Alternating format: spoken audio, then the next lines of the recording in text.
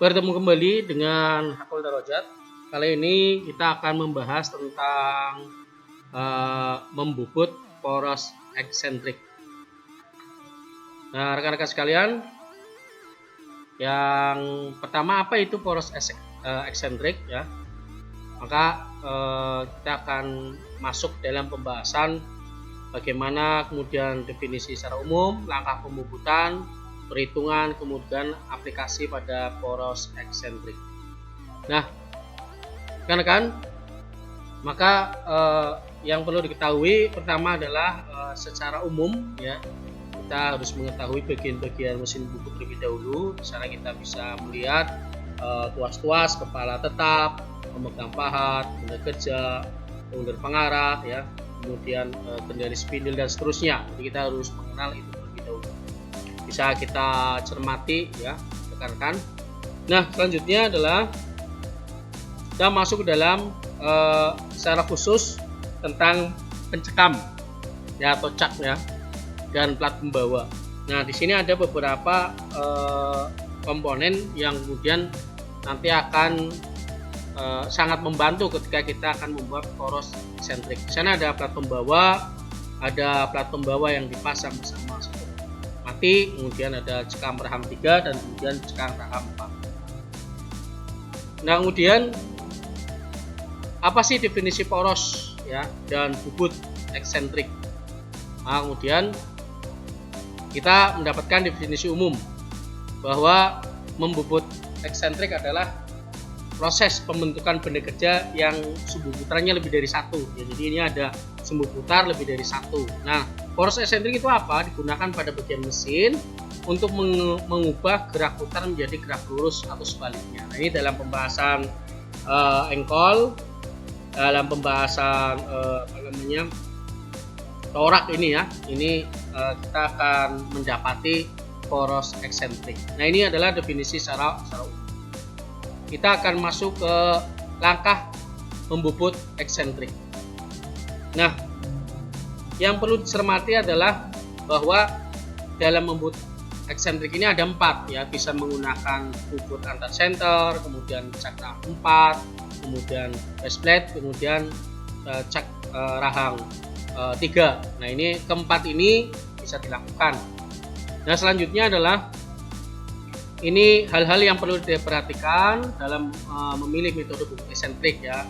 Kita harus tahu dimensi benda kerjanya terlebih dahulu nih, kemudian alat potongnya, agar kita memilih cekam tepat sehingga tidak terjadi kesalahan. Nah, kita lihat pada gambar cara ini harus menggeser posisi lubang senter pada posisi awal benda kerja sebesar eksentrisitas yang diinginkan. Jadi yang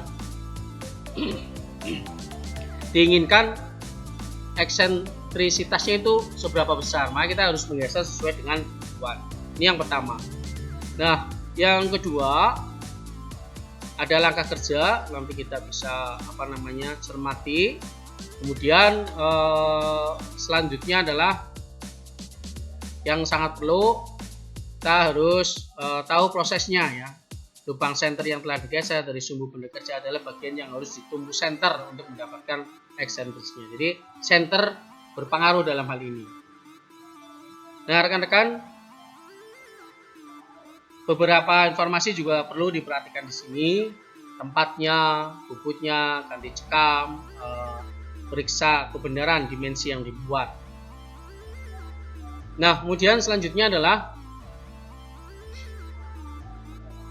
membubut dengan cak rahang 4. Nah, ini salah satu metode yang digunakan untuk membuat bubut eksentrik. Yang selanjutnya adalah langkah kerja ya dengan menggunakan cak rahang 4, yaitu tentunya dengan menggeser salah satu rahangnya ya agar bisa dipilih eksentriknya.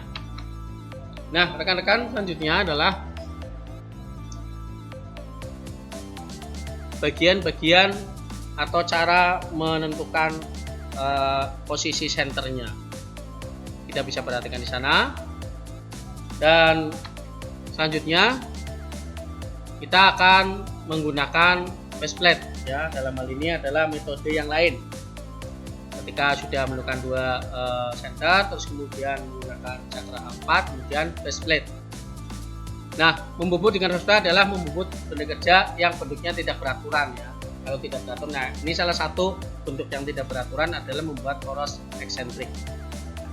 Nah, kemudian rekan-rekan, ini adalah faceplate-nya. Nah, kemudian